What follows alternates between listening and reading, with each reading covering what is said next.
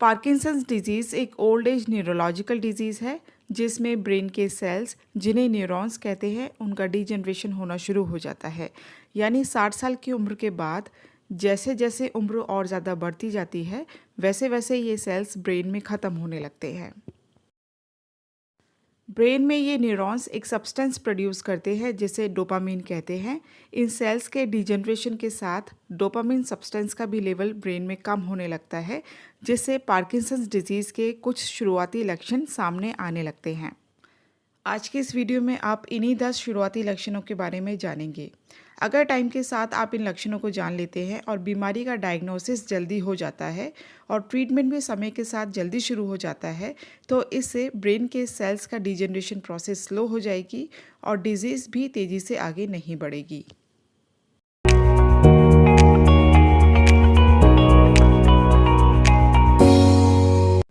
सबसे पहला साइन है ट्रेमर्स का।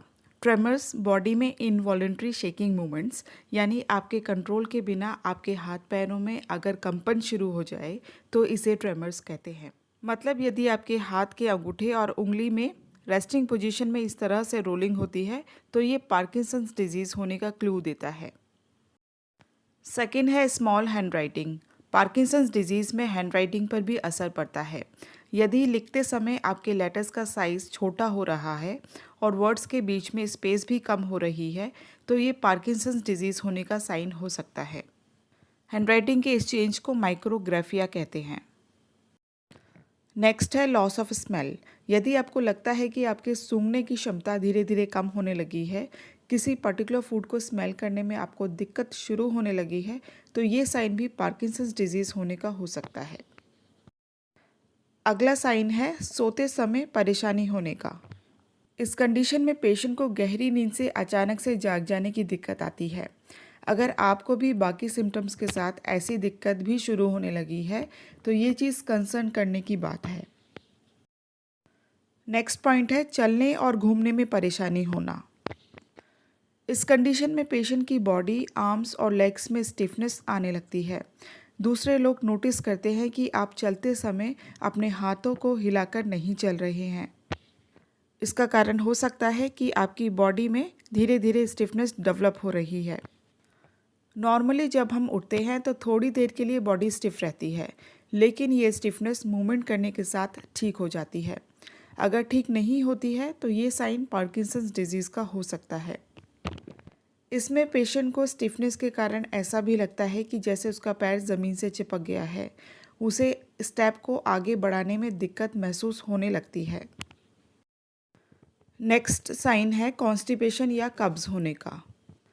पार्किंसंस डिजीज़ में बाउल मूवमेंट अफेक्ट होना भी एक अर्ली साइन हो सकता है। इसमें पेशेंट को स्टूल पास करते समय ज़्यादा जोर लगाना पड़ता है। आगे है सॉफ्ट और लो वॉइस। बात करते दौरान अगर आपको कोई बीच में टोकता है कि आपकी आवाज़ की क्वालिटी काफ़ी कम और सॉफ्ट हो गई है तो ये भी पार्किंसंस डिजीज़ का अर्ली साइन हो सकता है। इसे लेकर भी आप कंसर्न रहें। इसके बाद आता है मास्क फेस। अगर अक्सर लोग आपको कहने लगे हैं कि आप चेहरे से परेशान से लग रहे हैं, डिप्रेस लग रहे हैं, भले ही आप कितने भी अच्छे मूड में हो तब भी, तो इसे फेशियल मास्किंग कहते हैं।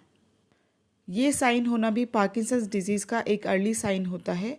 अगर ये चीज़ आपके साथ कई बार हो चुकी है तो आप ज़रूर से एक बार डॉक्टर को कंसल्ट करें। अगला है डिजीनेस और फेंटिंग। अगर आपको दिन में कई बार चेयर या बेड से खड़े होते हुए चक्कर आते हैं तो ये लो बीपी की वजह से होता है। ये साइन भी पार्किंसंस डिजीज़ से जुड़ा हुआ हो सकता है। अब आते हैं लास्ट साइन पर जो है स्टूपिंग और हंचिंग ओवर। मतलब खड़े होने पर अगर आप आगे की तरफ झुके हुए लगते हैं और आपके फ्रेंड या रिलेटिव आपको अक्सर कहते हैं कि आप सीधे खड़े होने पर भी झुके हुए लगते हैं तो ये भी पार्किंसंस डिजीज़ का एक अर्ली साइन हो सकता है। किसी पर्सन की एज 60 या इससे ज़्यादा है और उसे इनमें से सिर्फ एक ही साइन प्रेजेंट है तो इसका मतलब ये नहीं है कि उसे वरी होना चाहिए।